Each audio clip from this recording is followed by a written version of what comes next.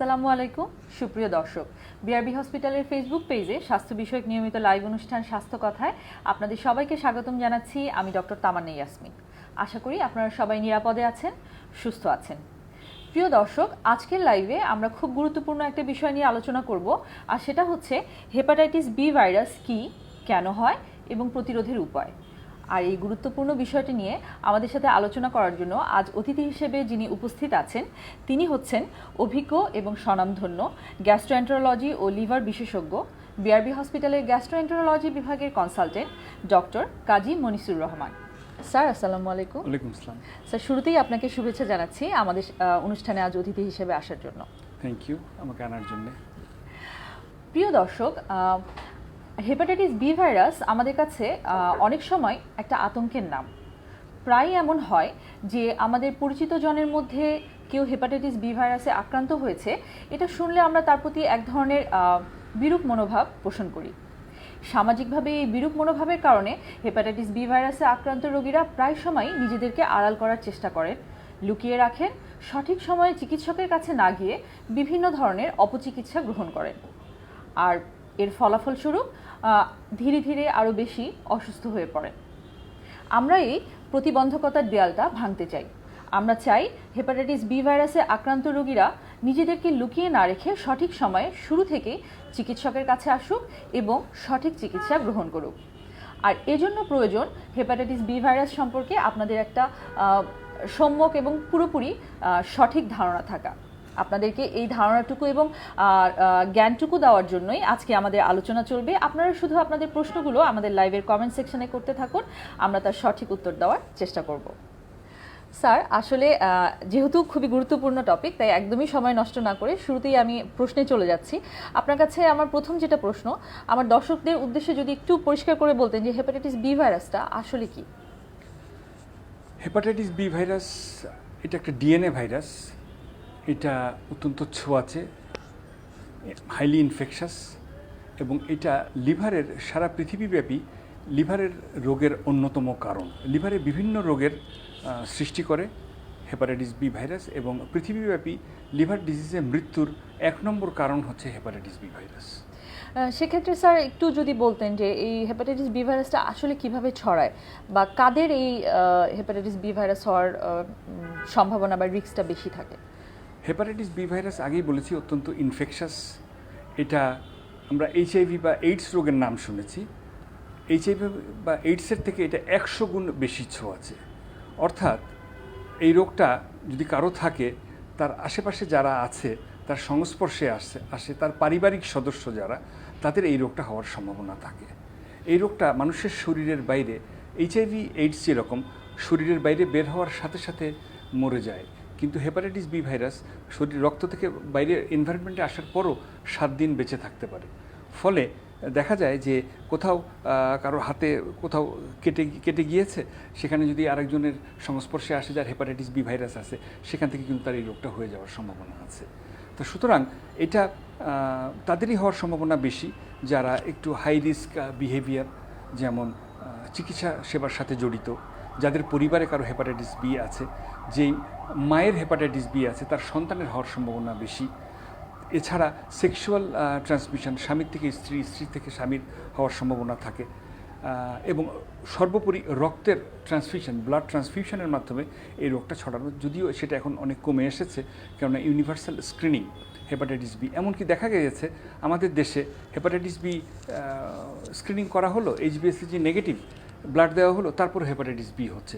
সুতরাং এইচবিএসজি নেগেটিভ থাকলেই যে তার হেপাটাইটিস বি নাই এই কথা বলা যাবে না। এটা আরও পরীক্ষা নিরীক্ষার ব্যাপার আছে। বিষয়টা আসলে অনেক বেশি জটিল।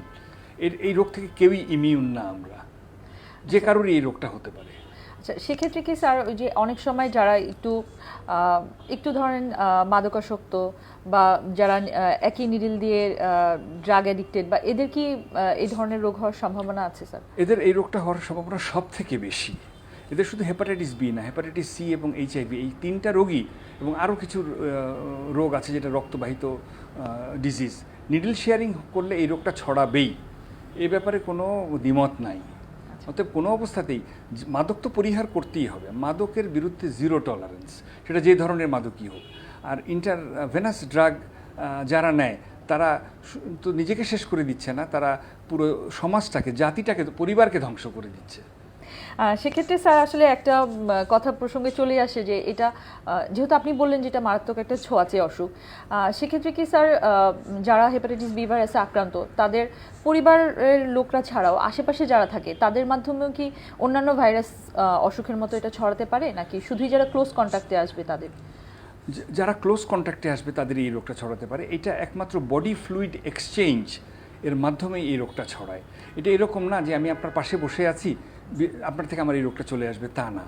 এটা পার্সন টু পার্সনের বডি ফ্লুইড এক্সচেঞ্জ হতে হবে, সেই ক্ষেত্রে এই রোগটা ছড়ায়। তবে এইডসের তুলনায় এটা অনেক বেশি ছোঁয়াচে। সেক্ষেত্রে আমার দর্শকরাও একটা গুরুত্বপূর্ণ তথ্য জানতে পারলেন যে যারা হেপাটাইটিস বি ভাইরাসে আক্রান্ত তাদের আশেপাশে থাকলে বা ক্লোজ কন্ট্যাক্টে বা বডি ফ্লুইডের এক্সচেঞ্জ ছাড়া আসলে ছড়াবে না। সো যারা হেপাটাইটিস বি ভাইরাসে আক্রান্ত রোগী আছে তাদের প্রতি আসলে আমাদের যে তাদেরকে দেখলেই আমাদেরকে পালিয়ে থাকতে হবে বা তাদেরকে একদম একঘরে করে দিতে হবে এমন ব্যাপার না স্যার। না, এটা তো কোনোভাবেই না। বিশেষ করে যারা কেয়ার প্রোভাইডার বা পরিবারে যদি কারোর হেপাটাইটিস বি পাওয়া যায়, সেক্ষেত্রে পরিবারের সবাইকে স্ক্রিনিং করতে হবে। স্ক্রিনিং করে যদি ভাইরাস না থাকে তাহলে ভ্যাকসিনেশন নিতে হবে। ভ্যাকসিনেশন করে যদি ওয়ান্স টাইটারটা অ্যাচিভ করা যায়, সেক্ষেত্রে তার ক্লোজ কন্ট্যাক্টে আসলেও এই রোগটা আর হবে না। ভ্যাকসিন হচ্ছে 100% ইমিউনিটি দিবে এই রোগটার বিরুদ্ধে। সেক্ষেত্রে স্যার একটা প্রশ্ন প্রসঙ্গক্রমে এসে যায়, সেটা হচ্ছে যে এই যে হেপাটাইটিস বি ভাইরাস দিয়ে কেউ যদি আক্রান্ত হয় তাহলে তার শরীরে এটা কি কি অসুখ করতে পারে? Hepatitis B, acute hepatitis, acute liver failure, chronic liver disease, chronic hepatitis, cirrhosis of liver এবং হেপাটোসেলুলার কার্সিনোমা অর্থাৎ লিভার ক্যান্সার, এই সবগুলো রোগী করতে পারে। সেক্ষেত্রে আসলে বলতে হবে এটা খুবই মারাত্মক একটা অসুখ। এটা খুবই মারাত্মক একটা অসুখ এবং এটা আমাদের দেশে আনুমানিক 1 কোটি বা 1 কোটি লোকের শরীরে এই রোগটা ক্রনিক ইনফেক্টেড। পৃথিবীতে এমনকি ভ্যাকসিনেশন, ইউনিভার্সাল ভ্যাকসিনেশন শুরু হওয়ার পরও এটা আগে আরও বেশি ছিল। এখনও ধারণা করা হয় পৃথিবীর প্রায় 25% লোক, অর্থাৎ 800 কোটি মানুষের মধ্যে 200 কোটি লোকের শরীরে এই রোগটা ঢুকেছে। এটা আর প্রি ভ্যাকসিনেশন এরার আগে 40 থেকে 50% লোকের শরীরে এই রোগটা ছিল। মানে আপনার কাছে অবিশ্বাস্য মনে হতে পারে, তার মানে কি 700 কোটি লোকের মধ্যে 350 কোটি লোকের এই রোগটা ছিল বা 300 কোটি লোকের এই রোগটা ছিল? ইয়েস, প্রশ্ন হচ্ছে ইয়েস, এই রোগটা 300 কোটি লোকের শরীরেই ঢুকেছে। কিন্তু রোগটা অ্যাডাল্ট লাইফে যদি কারো শরীরে ঢোকে, এটা HbA1c নেগেটিভ হয়ে যায়, অর্থাৎ তার আর নর্মাল HbA1c পরীক্ষা করলে এই রোগটা ধরা যায় না। কিন্তু তার মানে এই না যে এই রোগটা তার হয়নি বা এই রোগটা তার নেই। তার লিভারে যদি ডিএনএ পরীক্ষা করা হয়, হেপাটোসাইটসের ভিতরে এই রোগটা যার একবার ইনফেকশন হয়েছে, সারা জীবন ফর লাইফ টিল ডেথ তার লিভারের হেপাটোসাইটসের মধ্যে এই রোগটা সুপ্ত অবস্থায় থাকে এবং ক্ষেত্রবিশেষে আবার এই রোগটা অ্যাক্টিভ হওয়ার নজিরও পাওয়া গিয়েছে। সেক্ষেত্রে স্যার যদি একটু বলতেন যে এই যে হেপাটাইটিস বি ভাইরাস এসে লিভারকে আক্রমণ করছে বা অ্যাক্টিভ হেপাটাইটিস করছে বা ক্রনিক লিভার ডিজিজ করছে, সেক্ষেত্রে আবার রোগীরা কি কি ধরনের ক্লিনিক্যাল ফিচার বা কি ধরনের সমস্যা বোধ করতে পারে যে এই ধরনের রোগে? এটা নির্ভর করে হচ্ছে কোন বয়সে ইনফেকশন হলো। এই ইনফেকশনটা হচ্ছে আপনার মানে ক্রনিক হেপাটাইটিস যাদের হবে, ক্রনিক হেপাটাইটিস বলা হয় যে যখন এই presence of hepatitis B in blood persist, অর্থাৎ থেকে যায় 6 months or 180 days or more, 6 মাসের বেশি যদি এটা থেকে যায় শরীরে, সেক্ষেত্রে আমরা এটাকে ক্রনিক হেপাটাইটিস বলি। এই ক্রনিক হেপাটাইটিস হওয়ার সাথে it is inversely related to age, অর্থাৎ যত কম বয়সে ইনফেকশন হবে তত বেশি ক্রনিক হেপাটাইটিস হওয়ার সম্ভাবনা থাকে। নিউবর্ন বাচ্চা জন্মের আগে মাঠ থেকে যদি সে পায়, মাঠ থেকেও বাচ্চা শরীরে যেতে পারে, সাধারণত কম যায় যদি অ্যান্টিজেন পজিটিভ থাকে, সেটা প্ল্যাসেন্টা ব্যারিয়ার ক্রস করার এভিডেন্স পাওয়া গিয়েছে। বা জন্মের সময় এক্সচেঞ্জ অফ মাদার অ্যান্ড চাইল্ডের যে ব্লাড এক্সচেঞ্জ হয়, সেই সময় ইনফেকশনটা হয়ে যায়। অথবা জন্মের পরে মার সাথে ক্লোজ প্রক্সিমিটিতে যখন বাচ্চা থাকে, বাচ্চার সেই ইনফেকশনটা হয়। ওই সময় যদি ইনফেকশন হয়, দেখা গিয়েছে 99% ক্ষেত্রে ক্রনিক ইনফেকশন হয়ে যায়। আর অ্যাডাল্টহুডে অর্থাৎ 18 বা 21 বছর বয়সে যদি শরীরে ঢোকে, তাহলে অ্যাকিউট ইনফেকশন হওয়ার রেটটা অনেক বেশি, কিন্তু ক্রনিক ইনফেকশন হওয়ার রেট 1 থেকে 2%, অর্থাৎ ইনভার্সলি প্রপোর্শনাল টু এইজ। সেক্ষেত্রে রোগীদের কি ধরনের ক্লিনিক্যাল ফিচার বা কি হবে, যে জন্ডিস বা এরকম? অ্যাডাল্ট স্টেজে যদি এই রোগটা ঢোকে তাহলে অ্যাকিউট হেপাটাইটিস অর্থাৎ জন্ডিস হবে, এসজিপিটি ব্লাডে এসজিপিটি অনেক বেড়ে যাবে, কারো কারো ক্ষেত্রে বিলিরুবিন অনেক বেড়ে যাবে, সেক্ষেত্রে অ্যাকিউট হেপাটাইটিস হয়ে ফালমিনেন্ট হেপাটাইটিস হয়ে অ্যাকিউট লিভার ফেলিওর হয়ে যেতে পারে এবং এই ক্ষেত্রে কিন্তু রোগীর মৃত্যুবরণের সম্ভাবনা অনেক বেড়ে যায় অ্যাকিউট হেপাটাইটিস হয়ে যখন অ্যাকিউট লিভার ফেলিওর হয়ে যায়। অথবা অ্যাকিউট লিভার ফেলিওর বা অ্যাকিউট হেপাটাইটিস থেকে যদি সে রিকভার করার পরে কারো কারো দেখা যায় সেটা 6 মাসের বেশি থেকে যায়। 6 মাসের বেশি থেকে যাদের যায় তাদেরকে আমরা আগেই বলেছি, তখন তাদের ক্রনিক হেপাটাইটিসে আক্রান্ত হিসাবে ধরে নিতে হবে। একবার ক্রনিক হেপাটাইটিসে আক্রান্ত হয়ে গেলে এটা ইরাডিকেশন নিরাময় হওয়ার সম্ভাবনা নাই বললেই চলে। 96-97% ক্ষেত্রে দেখা যায় যে এটা আর কখনোই নেগেটিভ হয় না, সেটা সারা জীবন এই রোগটা থেকে যায়।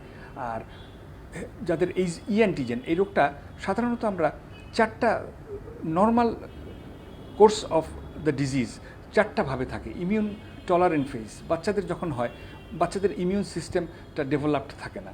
এই মনে রাখতে হবে এই ভাইরাসটা কিন্তু ডাইরেক্টলি হেপাটোটক্সিক বা সাইটোটক্সিক না, লিভারকে সে ডাইরেক্টলি আক্রমণ করে না। হয় কি সে হেপাটোসাইটসের ভিতরে গিয়ে বাসা বাঁধে, ওর থাকার জায়গা হচ্ছে ধরে নিতে পারেন লিভারের সেলগুলো। তখন হয় কি বডির একটা ইমিউন সিস্টেম থাকে যেটা বাচ্চাদের ডেভেলপ করে না, অ্যাডাল্টে ইমিউন সিস্টেম ডেভেলপ করে।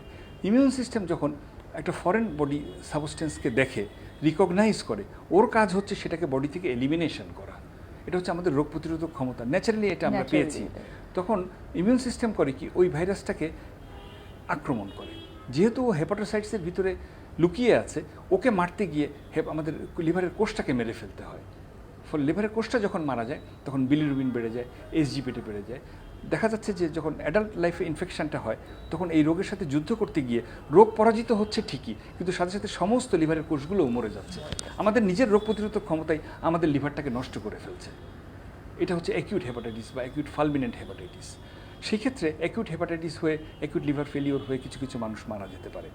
আর যদি কোনো কারণে লিভারটা সার্ভাইভ করে যায় তাহলে দেখা গেল যে ইনফেকশনটা ক্লিয়ার হয়ে গেল, পেশেন্ট ভালো হয়ে গেল।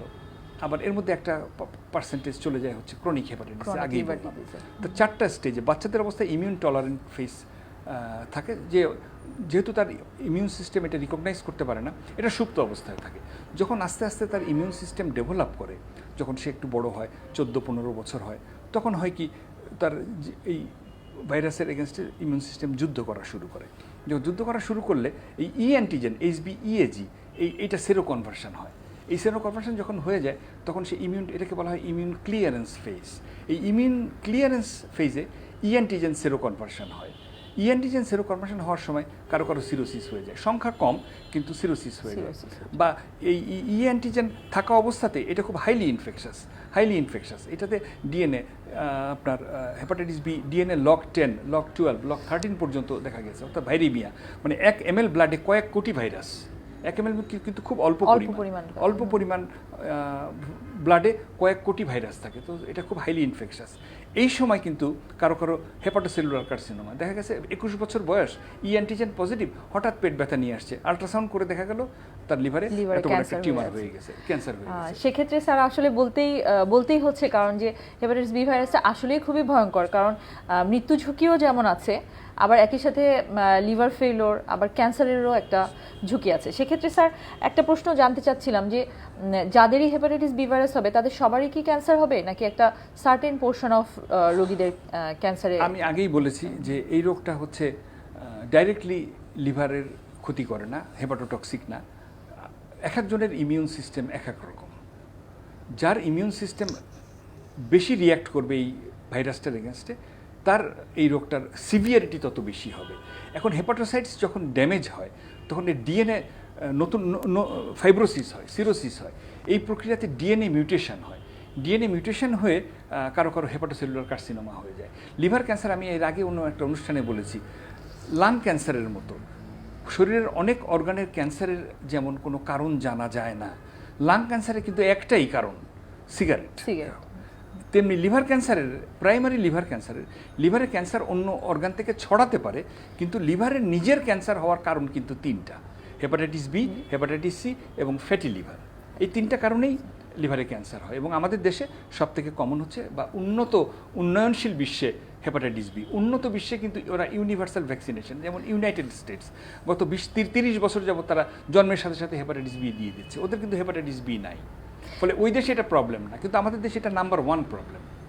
সেক্ষেত্রে স্যার আপনি উন্নত বিশ্বের কথা যেহেতু বললেনই, আমি আসলে একটা প্রশ্ন করতে চাচ্ছিলাম আপনার কাছে, যে যদি একটু আমার দর্শকদের উদ্দেশ্যে বলতেন যে একটা তুলনামূলক মানে একটা তুলনা, যে উন্নত বিশ্বের সাথে আমাদের দেশে হেপাটাইটিস বি ভাইরাসের বর্তমান অবস্থা বা প্রেক্ষাপটটা কি, যে তারা কি কত পরিমাণে হেপাটাইটিস বি ভাইরাসে আক্রান্ত হচ্ছে আর আমাদের দেশে। উন্নত বিশ্বে ওখানে ইউনিভার্সাল ভ্যাকসিনেশন, জন্মের সময় এদেরকে ভ্যাকসিন দিয়ে দিচ্ছে এবং এদের অধিকাংশেরই আপনার এই ভ্যাকসিনে দেওয়ার ফলে এই রোগের বিরুদ্ধে প্রতিরোধ ক্ষমতা সৃষ্টি হচ্ছে, ফলে এই রোগটা ওদের ছড়ানোর সম্ভাবনা নেই বললেই চলে। ফলে দেখা যাচ্ছে উন্নত বিশ্বে এই রোগটা প্রিভ্যালেন্স খুব লো, খুবই কম। কিন্তু আমাদের দেশে ভ্যাকসিনেশন চালু হয়েছে 2006 সালে, অর্থাৎ 2006 সালের আগে যাদের জন্ম তাদের অনেকেরই 30-40% মানুষেরই এই রোগটা শরীরে ঢুকে হয়তো ক্রনিক ইনফেকশন করেনি, ভালো হয়ে গিয়েছে, কিন্তু অনেকেরই, যেমন আমি বললাম যে আমাদের দেশে 1 কোটির বেশি লোক এই রোগে ভুগছে, ক্রনিক হেপাটাইটিসে ভুগছে। এরা 2000 ধরে নিতে হবে এরা 2006 সালের আগে করেছে, অথবা 6 সালের পরে যদি হয়ে থাকে ভ্যাকসিনেশনে কাজ হয়নি, তখন এই রোগটা শরীরে ঢুকেছে। আমাদের দেশে এটার প্রিভ্যালেন্স অনেক বেশি, উন্নত বিশ্বে খুবই কম। সেক্ষেত্রে স্যার আরেকটা প্রশ্ন জানতে চাচ্ছিলাম, যে আমরা যারা চিকিৎসকরা আছি, আমরা আসলে কাদেরকে এই হেপাটাইটিস বি ভাইরাস আছে কিনা এটা সন্দেহ করব, বা কাদেরকে আমরা টেস্ট করব, এবং টেস্ট করলেও আর সাথে আর কি কি পরীক্ষা আমরা তাদেরকে করতে পারি? এই রোগটা লিভার ডিজিজ, যে কোনো লিভার ডিজিজই যদি অ্যাকিউট হয় সেটা ধরা যায়, কারণ জন্ডিস থাকবে, এসজিপিটি বেশি থাকবে, রুগী ডাক্তারের কাছে যাবে।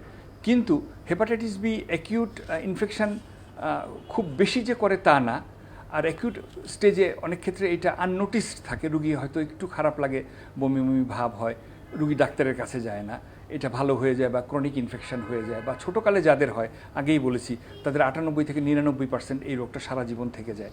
ফলে তারা কখনোই জানে না এই রোগটা তার শরীরে আছে, এবং দেখে বোঝার উপায় নেই যে এই রোগটা কারো শরীরে আছে। এই রোগটা যখনও ধরা পড়ে, অনেকভাবে ধরা পড়তে পারে, সেটা হচ্ছে লিভার অন্যান্য অর্গানের তুলনায়, আমরা আগেও বলেছি অন্য একটা অনুষ্ঠানে, আমাদের শরীরে অন্য অর্গান যেগুলো আছে, কিডনি বলেন, হার্ট বলেন বা আদার অর্গানস, এগুলো যতটুকু প্রয়োজন সম্ভবত ততটুকুই আমাদেরকে দেওয়া হয়েছে সৃষ্টি করার সময়। লিভারটা যে কোনো কারণেই হোক অনেক বেশি পরিমাণ দেওয়া হয়েছে। আমাদের যতটুকু লিভার দেওয়া আছে, যে পরিমাণ লিভার দেওয়া আছে, বড় একটা লিভার, এর 10%, একটা সুস্থ জীবনযাপন করতে হলে এর 10% প্রয়োজন। 90% লিভার আমাদের অতিরিক্ত আছে। কেন আছে এই প্রশ্নের উত্তর আসলে একমাত্র জানা নাই, একমাত্র আল্লাহ দিতে পারবেন। তো এখন এই লিভারটা যখন নষ্ট হয় তখন ধরে নিতে হবে এটা 95-99% নষ্ট হয়ে গিয়েছে, তখন সে সিমটম করা শুরু করে। অর্থাৎ লিভারটা পুরোপুরি নষ্ট হয়ে যাওয়ার পরেই সে সিমটম করা শুরু করে। কিডনি যেরকম একটু নষ্ট হলেই সে তার ক্লিনিক্যাল ফিচার্স দেখা যায়, অল্পতেই সিরাম ক্রিয়াটিনিন একটু বাড়লেই ধরে নিতে হবে কিডনি 25% নষ্ট হয়ে গেছে বা 50% নষ্ট হয়ে গেছে। কিন্তু লিভার তা না, লিভার পুরোটা নষ্ট হওয়ার পরেই লিভারের তখন দেখা যায় সিরোসিস হওয়ার পরে তার পেট ফুলে যায় বা জন্ডিস হয়, তখন আসলে আর চিকিৎসার কোনো কিছু করা থাকে না। তো সুতরাং এই রোগটা ধরতে হলে যেটা ইউনিভার্সাল স্ক্রিনিং, প্রত্যেককে এই রোগটা জন্য পরীক্ষা করতে হবে, 2টা টেস্ট করতে হবে, HbSAg আর একটা হচ্ছে অ্যান্টি-HbC IgG অথবা অ্যান্টি-HbC টোটাল। এই 2টা টেস্ট করলে জানা যাবে এই রোগটা তার আছে কিনা বা এই রোগটা তার অতীতে হয়েছিল কিনা। এর মাধ্যমে আমরা স্ক্রিনিং করতে পারবো যে কার হয়নি বা কার নেই, তাকে ভ্যাকসিন দিয়ে দিব, আর যার হয়েছিল বা আছে তাকে পরবর্তী ধাপে, চিকিৎসার পরবর্তী ধাপে আমরা চলে যাব। সেক্ষেত্রে স্যার আসলে খুবই গুরুত্বপূর্ণ কথা বললেন। আমার দর্শকদেরকেও এটা জেনে রাখা উচিত যে এই যে ইউনিভার্সাল স্ক্রিনিং, মানে একদমই আর্লি স্টেজে আমাদেরকে ধরতে হলে অবশ্যই আমাদেরকে এই দুটো পরীক্ষার মাধ্যমে একটা স্ক্রিনিং করতে হবে যে তার মধ্যে এই অসুখটা আছে কিনা।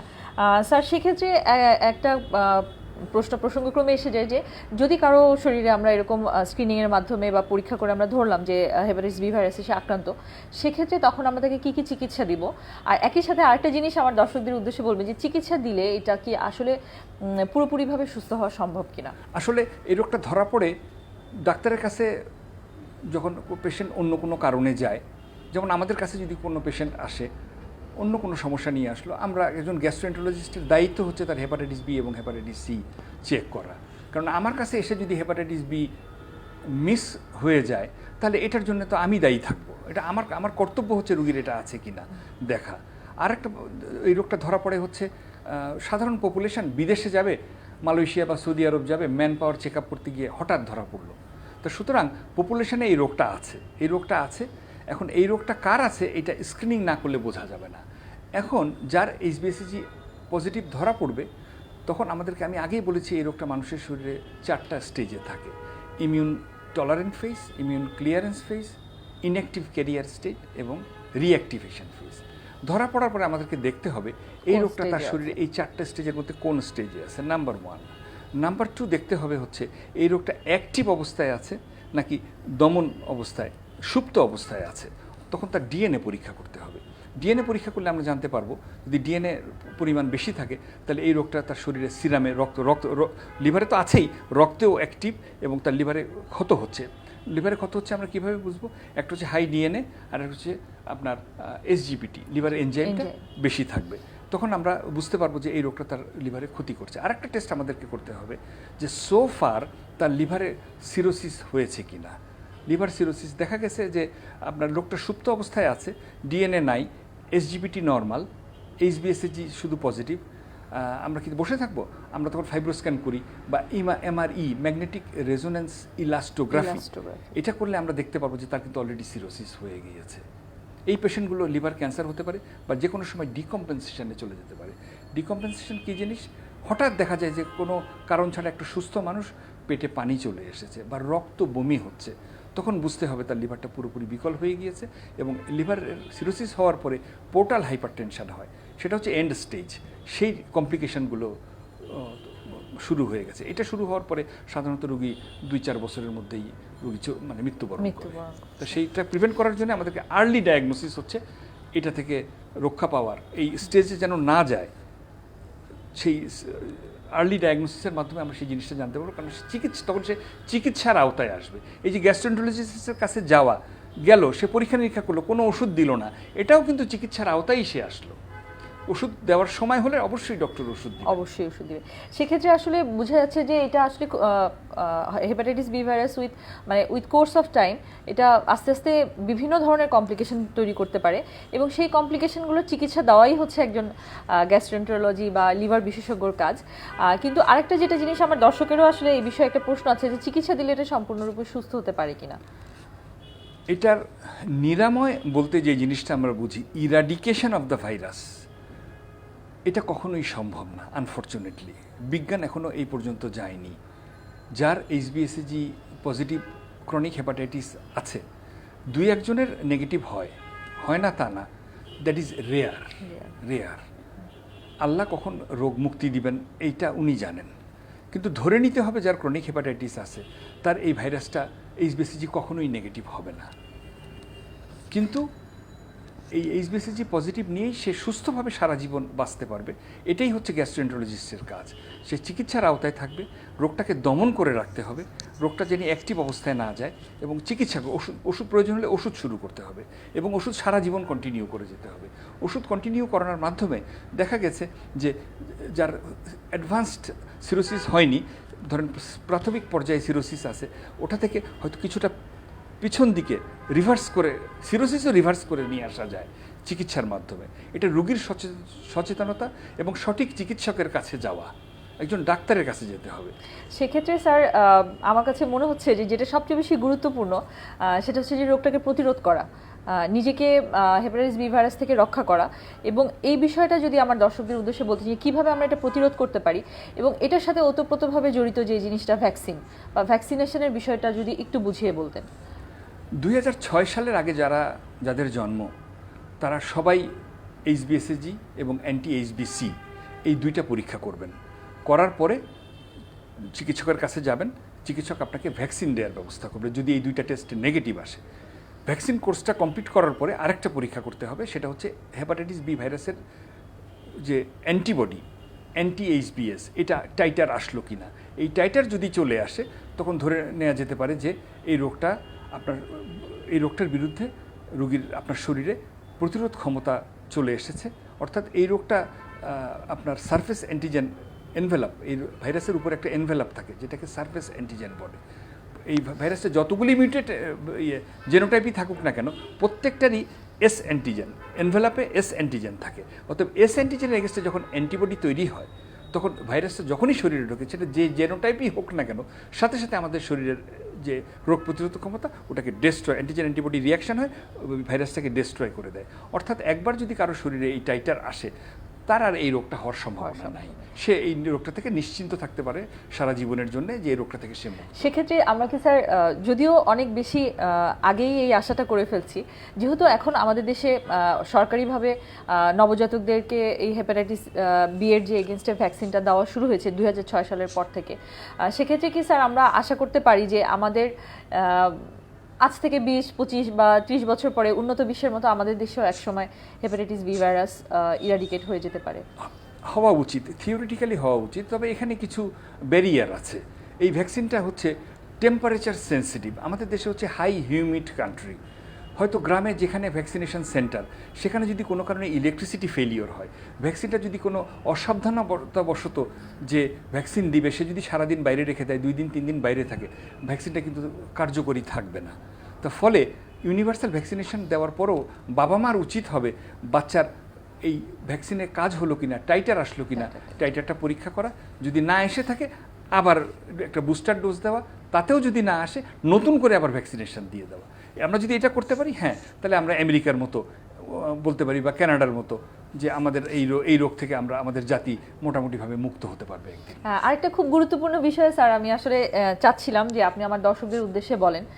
প্রায় দেখা যায় যে আমাদের বিভিন্ন দেয়ালে, বিভিন্ন পোস্টারে বড় বড় করে টাঙিয়ে রাখা হয় যে এখানে অমুক কবিরাজের চিকিৎসা হচ্ছে, বা হোমিওপ্যাথি কোনো একজনের, তাদের প্রতি সম্মান প্রদর্শন করেই আমি বলছি যে তাদের চিকিৎসার মাধ্যমে সম্পূর্ণরূপে হেপাটাইটিস বি ভাইরাস নির্মূল করে দেওয়া হয়।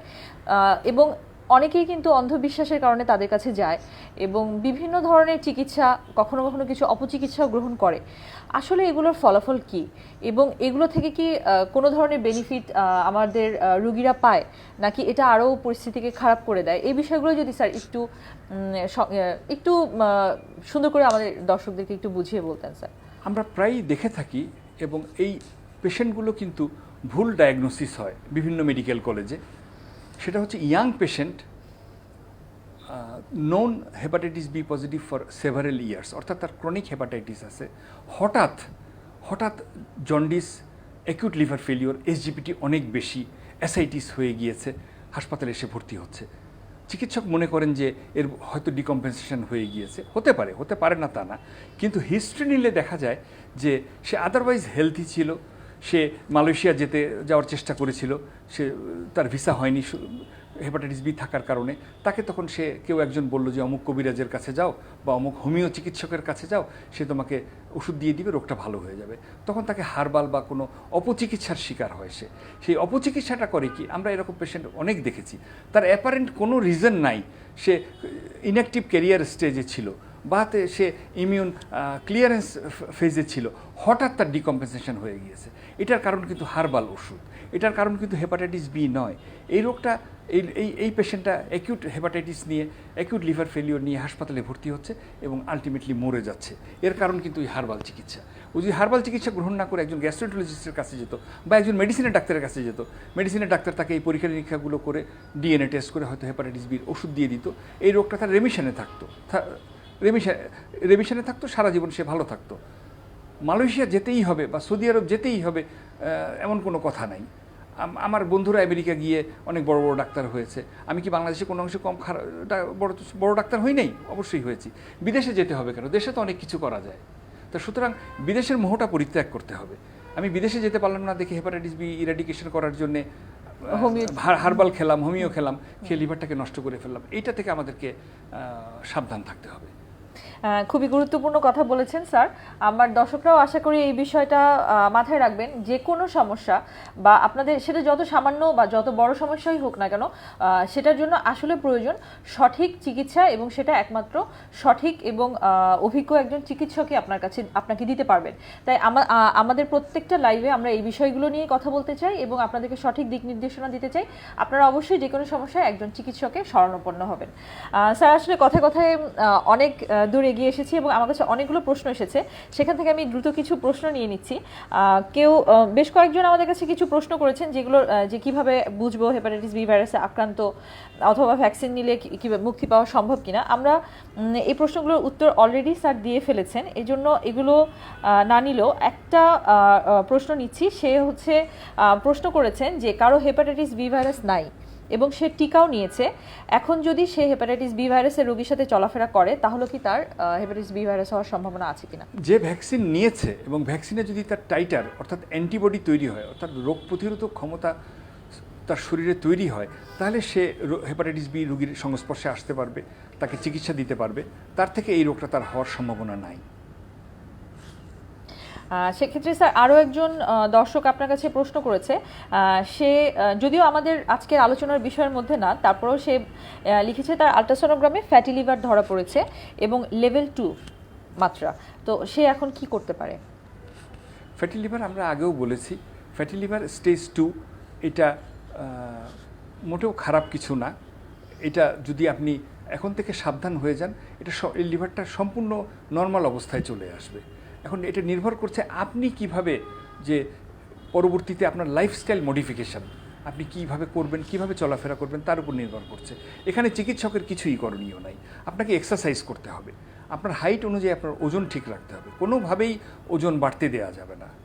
এক্সারসাইজ করতে হবে এবং খাবার দাবার খেতে হবে কার্বোহাইড্রেট, লেস কার্বোহাইড্রেট, ভাত, রুটি, আলু, চিনি বা মিষ্টি জাতীয় খাবার এগুলো পরিহার করবেন। সবজি তরকারি বেশি করে খাবেন, রান্নাতে অলিভ অয়েল ব্যবহার করবেন এবং এক্সারসাইজ করবেন প্রতিদিন। তাহলেই আপনি স্টেজ 2 থেকে নর্মালে চলে আসবে। আর না হলে এটা স্টেজ 3 হয়ে পরে ফাইব্রোসিস হয়ে সিরোসিস হয়ে যাবে। সেই একই প্রসঙ্গে আরেকজন দর্শক প্রশ্ন করেছেন যে ফ্যাটি লিভার লেভেল 1 যেটা, সেটা কি রিভার্সিবল কিনা? 100% রিভার্সিবল। আমি যে কথাগুলো বললাম এই কাজগুলো করলে 100% রিভার্সিবল। স্যার, আরও একজন দর্শকের প্রশ্ন আমি নিচ্ছি। উনি একজন মেল পেশেন্ট, উনি লিখেছেন যে উনি আপনার রেগুলার পেশেন্ট, তার প্যানক্রিয়াটাইটিস ধরা পড়েছিল এবং এই মুহূর্তে সে আপনার দেওয়া কিছু ওষুধ খাচ্ছে, যেমন ফিনিক্স, জাইম এবং অ্যান্টিনেক্স, এগুলো সে কন্টিনিউ করছে প্রায় 1 বছর 7 মাস ধরে, কিন্তু এখন ইদানিং তার মাঝে মাঝে একটু ব্যথা হচ্ছে, তো সেক্ষেত্রে সে কি করতে পারে? এখন ব্যথা, প্রথমত প্যানক্রিয়াটাইটিসের ব্যথা একটু একটু হবে না, প্যানক্রিয়াটাইটিসের ব্যথা হবে ভয়ানক ব্যথা। তো সুতরাং এই ব্যথাটা হয়তো সম্ভবত অন্য কোনো কারণে হচ্ছে। তারপরও পরীক্ষা নিরীক্ষা করে চিকিৎসকের কাছে না গেলে বলা যাবে না কী কারণে ব্যথা হচ্ছে। তবে আনলাইকলি একটু একটু ব্যথা প্যানক্রিয়াটাইটিসে হওয়ার সম্ভাবনা কম, এটা অন্য কোনো কারণে হওয়ার সম্ভাবনাই বেশি। স্যার, আরেকজন দর্শক প্রশ্ন করেছেন যে হেপাটাইটিসের রোগ নিরাময়ে কি কি টেস্ট করা লাগবে এবং আমাদের হসপিটালে এই ধরনের সব টেস্ট করা হয় কিনা এটা জানতে। বিআরবি হাসপাতাল আসলে এটা একটা জেনারেল হাসপাতাল হলেও এটা স্পেশালাইজড হচ্ছে গ্যাস্ট্রোলিভার হাসপাতাল। সারা বাংলাদেশে গ্যাস্ট্রোলিভার হাসপাতাল হিসাবে বিআরবি হাসপাতাল নিঃসন্দেহে 1 নম্বর। তো সুতরাং গ্যাস্ট্রোলিভার রিলেটেড বা হেপাটাইটিস বি রিলেটেড সমস্ত পরীক্ষা নিরীক্ষা এবং চিকিৎসার ব্যবস্থা, অ্যাডভান্সড ট্রিটমেন্ট বাংলাদেশে যদি এক জায়গাতেও থাকে সেটা বিআরবি হাসপাতালে আছে। এবং তার হেপাটাইটিস বি যদি আছে কি না সেটা পরীক্ষা, আমি আগেই বলেছি দুটো পরীক্ষা করতে হবে, HbSAg এবং অ্যান্টি HbC। এই দুটো পরীক্ষা যদি নেগেটিভ আসে উনি ভ্যাকসিন দিয়ে নিবে।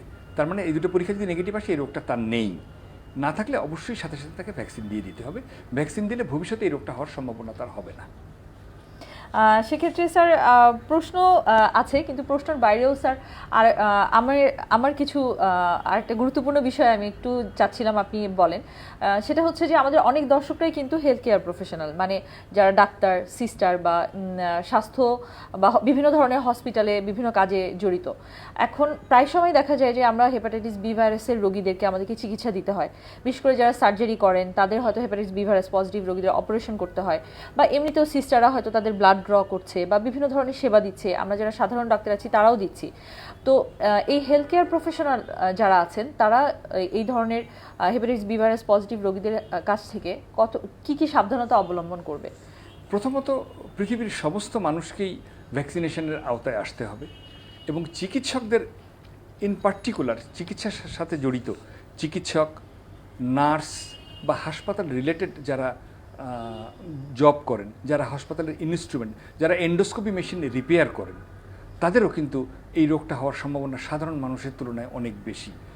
কেননা এই রোগটা রুগীর থেকে, হেপাটাইটিস বি রুগীর থেকে চিকিৎসক বা নার্সের মাধ্যমে কাছে ছড়ানোর সম্ভাবনা থেকে যায়। চিকিৎসক, নার্স বা হেলথ কেয়ার প্রফেশনালস যেটা করবেন সেটা হচ্ছে তাদের তো ভ্যাকসিন দিতে হবেই এবং তাদেরকে নিয়মিত টাইটারটা চেক করতে হবে।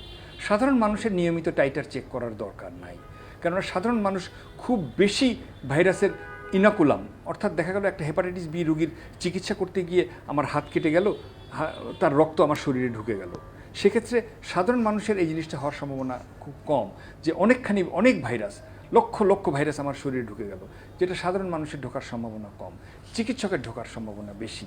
অতএব চিকিৎসকের নিয়মিত টাইটার চেক করতে হবে এবং মাঝে মাঝে বুস্টার দিয়ে যেন টাইটার লেভেলটা 1000-এর কাছাকাছি রাখতে হবে, যেন তার চিকিৎসকের শরীরে যেন অ্যান্টিবডি একদম রিচ, ব্লাড যেন ভেরি রিচ ইন অ্যান্টিবডি, যেন ঢোকার সাথে সাথে এটা লিভারে যেন যেতে না পারে। লিভারে গেলে কিন্তু ইনফেকশান হয়ে গেল, হেপাটোসাইটসে যখন ঢুকে গেল ওকে আর হেপাটোসাইটস থেকে বের করা যাবে না, হেপাটোসাইটসকে হত্যা না করা পর্যন্ত, অর্থাৎ লিভারের কোষ না মারা যাওয়া পর্যন্ত ওই ভাইরাস থেকে আর মুক্তি নাই। অর্থাৎ লিভারে যাওয়ার আগেই ও রক্তেই ওকে ডিস্ট্রয় করে দিতে হবে, সেটা সম্ভব হচ্ছে হাই অ্যান্টিবডি টাইটার। স্যার খুব ভালো কথা বলেছেন। তো যারা আমরা হেলথ প্রফেশনালস আছি আমাদের উচিত সবারই ভ্যাকসিন নিয়ে নেওয়া এবং রেগুলার টাইটার চেক করে দেখা যে আমরা হেপাটাইটিস বি ভাইরাসের এগেনস্টে ইমিউন আছি কিনা। স্যার, একজন দর্শক যিনি প্যানক্রিয়াটাইটিসের রোগী কিছুক্ষণ আগে যিনি প্রশ্ন করেছিলেন, উনি আবার প্রশ্ন লিখেছেন যে উনি এখন ময়মনসিংহে আছেন একটা গ্রামে, তো সেক্ষেত্রে উনি কোনো টেস্ট করতে পারেন কিনা ওনার এই পেটে ব্যথার জন্য। পেটে ব্যথা আসলে কি ধরনের পেট ব্যথা? পেটের ভিতরে আপনার অনেকগুলো অর্গান থাকে, খাদ্যনালী, পাকস্থলী, মানে কয়েকশো ফিট লম্বা ইন্টেস্টাইন থাকে, অনেক বড় একটা লিভার থাকে, 2টা কিডনি থাকে, একটা প্যানক্রিয়াস থাকে, একটা স্প্লিন থাকে। এখন কোন অর্গানের সমস্যা, কি ধরনের ব্যথা, নেচার অফ দ্য পেইন, এটা তো আসলে খুব ডিফিকাল্ট এইভাবে আসলে উত্তর দেওয়া। এটা ডক্টরের কাছে যেতে হবে। Late the doctor decide what kind of test he needs. আমার মনে হয় দর্শক আপনি আপনার উত্তরটি পেয়ে গিয়েছেন। আসলে স্যার আমাদের লাইভের সময়ও অনেক সীমিত এবং কথায় কথায় আমরা আজকে হেপাটাইটিস বি ভাইরাস নিয়ে প্রচুর তথ্য জানতে পেরেছি। আমার মনে হয় আমার দর্শকরাও সেটা থেকে অনেক উপকৃত হতে পেরেছেন। তো স্যার আমরা আসলে আমাদের লাইভের একদম শেষের দিকে চলে এসেছি। শেষ মুহূর্তে আপনি যদি আমার দর্শকদের উদ্দেশ্যে কিছু বলতে চান যে এই হেপাটাইটিস বি ভাইরাস থেকে তারা রক্ষা পাওয়ার জন্য কি করতে পারে বা কিভাবে একটা হেলদি লাইফ লিড করতে পারে। হেপাটাইটিস বি থেকে রক্ষা পাওয়ার সবথেকে বড় উপায় হচ্ছে এই রোগটা পরীক্ষা করা। ওই যে 2টা টেস্টের কথা বললাম, এই 2টা টেস্ট পরীক্ষা করা, করে ভ্যাকসিন দিয়ে দেওয়া। এবং একজন বাবা তার মেয়েকে সবথেকে বড় গিফট দিতে পারে আমি মনে করি যে এই রোগটা পরীক্ষা করে রোগের এগেন্সে টিকা দিয়ে দেওয়া। তার মেয়েকে সারা জীবনের জন্য বা তার ছেলেকে সারা জীবনের জন্য এই রোগটা থেকে বাবা তার ছেলে বা মেয়েকে মুক্ত রাখার জন্যে যে ভ্যাকসিন দিয়ে দিতে পারলো, এটা হচ্ছে best gift from a parent to the children. তো সুতরাং আমাদের উচিত হচ্ছে পরিবারে আমরা যাদের জন্য কেয়ার করি, আত্মীয় স্বজন, ভাই বোন, বাবা মা, বন্ধু বান্ধব, কাজিনস, সবাইকে আমরা বলবো যে তোমরা বেশি না, অল্প পয়সা লাগে, যে কোনো একটা ভালো ল্যাবে গিয়ে চেক করো। সরকারি হাসপাতালে, সমস্ত সরকারি, ঢাকা মেডিকেল কলেজে সমস্ত পরীক্ষা হয়। ঢাকা মেডিকেল কলেজে চলে যাও, ঢাকা মেডিকেল কলেজে গিয়ে তুমি HBCG পরীক্ষা করো, করে ঢাকা মেডিকেল কলেজের সন্ধানী আছে, অল্প পয়সায় ওখানে মেডিকেল কলেজের ভেতরে স্টুডেন্টদের একটা অর্গানাইজেশন, সন্ধানীতে গেলে টিকার ব্যবস্থা, একদম কেনা দামে টিকা দিয়ে দিবে। এই কাজটা আমাদের সবার করা উচিত। এটা করলেই আমরা এই রোগটা থেকে মুক্ত থাকতে পারবো এবং যাদের এই রোগটা পজিটিভ আছে তাদেরকে আমরা পরিত্যাগ করব না। এই রোগটা তো আজকে আমার ভাইয়েরও হতে পারে, আমার বাবারও হতে পারে, আমার সন্তানের হতে পারে। তো সুতরাং এটাকে ফ্যামিলিকে আগিয়ে আসতে হবে, তাকে সাপোর্ট দিতে হবে, তাকে কেয়ারিং হতে হবে। এই রোগটার জন্য ডক্টরের কাছে, মেডিসিনের ডাক্তারের কাছে, গ্যাস্ট্রোএন্টারোলজি সব জায়গাতে নাই, কিন্তু মেডিসিনের FCPS পাশ করে মেডিসিনের ডাক্তার অনেক আছে বাংলাদেশে, তাদের কাছে যেতে হবে। গেলে তারা এটা চিকিৎসার একটা উপায় বাতলে দিবে গ্রামে গঞ্জে বা জেলা শহরে। প্রত্যেকটা জেলা হাসপাতালে মেডিসিনের কনসালটেন্ট আছে, তাদের কাছে গেলে তারা এই রোগটার সম্বন্ধে চিকিৎসা দিতে পারবে। স্যার আপনাকে অনেক ধন্যবাদ, আপনার ব্যস্ত সময়ের মধ্যে থেকে আপনি আমাদেরকে যে আজকে সময়টুকু দিলেন, দর্শকদের প্রশ্নের উত্তর দিলেন এবং সর্বোপরি আমারও অনেক প্রশ্নের উত্তর দিলেন, এই জন্য স্যার আপনাকে অনেক ধন্যবাদ। আপনাকেও ধন্যবাদ, বিআরবি হাসপাতালকে ধন্যবাদ। প্রিয় দর্শক, আমাদের আজকের লাইভ এ পর্যন্তই। যে কোনো অসুখ সম্পর্কে বা যে কোনো সমস্যা সম্পর্কে আসলে সঠিক তথ্য জানবেন এবং সঠিক তথ্য জেনে সঠিক চিকিৎসকের কাছে গিয়ে সঠিক চিকিৎসা গ্রহণ করে ইনশাল্লাহ আপনারা সবাই সুস্থ থাকবেন, এটাই আমাদের সবসময়ের কাম্য। আর আজকের এই অনুষ্ঠান এবং আলোচনা থেকে আপনারা যদি সামান্যতম উপকৃত হয়ে থাকেন, সেটাই আমাদের আজকের অনুষ্ঠানের প্রাপ্তি। আশা করি আপনাদের সাথে আবার দেখা হবে পরবর্তী অনুষ্ঠানে, পরবর্তী কোনো নতুন টপিক নিয়ে, নতুন কোনো অতিথি সাথে। সেই পর্যন্ত সবাই নিরাপদে থাকুন, নিরাপদ দূরত্ব বজায় রাখুন এবং স্বাস্থ্যবিধি মেনে চলুন। সবাইকে ধন্যবাদ।